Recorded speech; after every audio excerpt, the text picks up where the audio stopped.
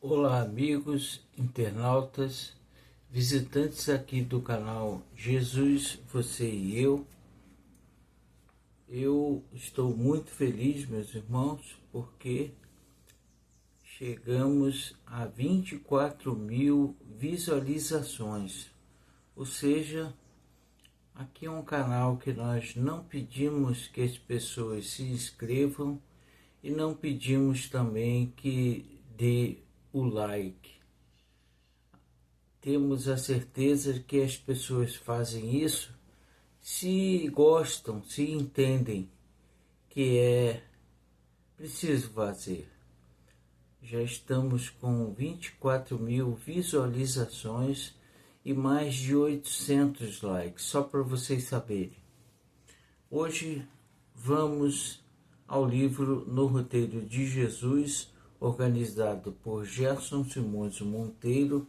Estamos ainda na segunda parte. Jesus agindo, ensinando, curando, exemplificando, confortando. Vamos ler hoje. A editora é FEB, tá, meus irmãos? Vamos ler o número 28. Os maiores inimigos. É uma lição muito importante. Certa feita, Simão Pedro perguntou a Jesus: Senhor, como saberei onde vivem nossos maiores inimigos? Quero combatê-los a fim de trabalhar com eficiência pelo reino de Deus.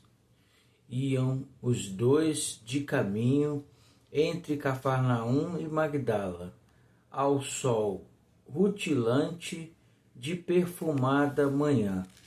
O mestre ouviu e mergulhou-se em longa meditação.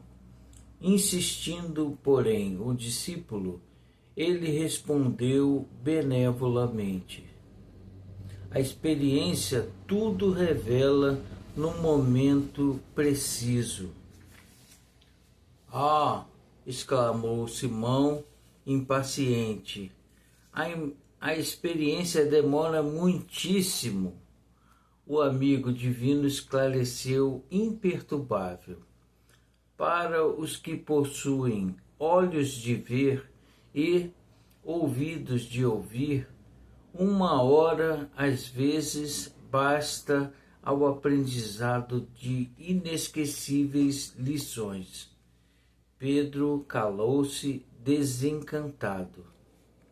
Antes que pudesse retornar às interrogações, notou que alguém se esgueirava por trás das velhas figueiras erguidas à margem. O apóstolo empalideceu e obrigou o mestre a interromper a marcha, declarando que o desconhecido era um fariseu que procurava assassiná-lo. Com palavras ásperas, desafiou o viajante anônimo a afastar-se, ameaçando-o sob forte irritação. E quando tentava agarrá-lo, a viva força, diamantina risada se fez ouvir. A suposição era injusta. Em vez de um fariseu, foi um André, o próprio irmão dele, quem surgiu sorridente, associando-se à pequena caravana. Jesus endereçou expressivo gesto a Simão e obtemperou: Pedro, nunca te esqueças de que o medo é um adversário terrível. Recomposto o grupo, não haviam avançado muito quando avistaram um levita que recitava passagens da Torá e lhe dirigiu a palavra menos respeitoso. Simão encheu-se de cólera, reagiu e discutiu, longe das noções de tolerância fraterna, até que o interlocutor fugiu amedrontado. O mestre até então silencioso, fixou no aprendiz os olhos muito lúcidos e inquiriu: Pedro, qual é a primeira obrigação do homem que se candidata ao reino celeste? A resposta veio clara e breve: amar a Deus sobre todas as coisas e ao próximo como a si mesmo. Terás observado a regra sublime neste conflito? Continuou o Cristo serenamente. Recorda que, antes de tudo, é indispensável nosso auxílio ao que ignora o verdadeiro bem, e não ouvides que a cólera é um perseguidor cruel. Mais alguns passos e encontraram Teofrasto, judeu grego dado à venda de perfumes, que informou sobre certo Zeconias, leproso curado pelo profeta Nazareno e que fugira para Jerusalém, onde acusava o Messias com falsas alegações. O pescador não se conteve, gritou que Zeconias era um ingrato, relacionou os benefícios que Jesus lhes prestara e internou-se em longos e amargos comentários, amaldiçoando-lhe o nome. Terminando, o Cristo indagou-lhe: Pedro, quantas vezes perdoarás a teu irmão? Até 70 vezes 7, replicou o apóstolo humilde. O amigo celeste contemplou-o calmo e rematou: a dureza é um carrasco da alma. Não atravessaram grande distância e cruzaram com Rufo Graucus, velho romano semi-paralítico, que lhe sorriu, desdenhoso do alto da leiteira sustentada pelos escravos fortes. Marcando-lhe o gesto sarcástico, Simão falou sem rebolsos: desejaria curar aquele pecador impenitente a fim de dobrar-lhe o coração para Deus? Jesus, porém, afagou-lhe o ombro e ajuntou: por que instituiríamos a violência no mundo se o próprio Pai nunca se impôs a ninguém? E ante o companheiro desapontado concluiu: a vaidade é um verdugo sutil. Daí a minutos, para repasto ligeiro, chegavam à hospedaria modesta de Aminab, um seguidor das ideias novas. À mesa, um certo Zadias, liberto da Cesareia, se pôs a comentar os acontecimentos políticos da época. Indicou os erros e desmandos da corte imperial, ao que Simão correspondeu, colaborando na poda verbalística. Dignatários e filósofos, administradores e artistas de além-mar sofreram apontamentos ferinos. Tibério foi invocado com impiedosas recriminações. Finda a animada palestra, Jesus perguntou ao discípulo se acaso estivera alguma vez em Roma. O esclarecimento veio depressa. Nunca.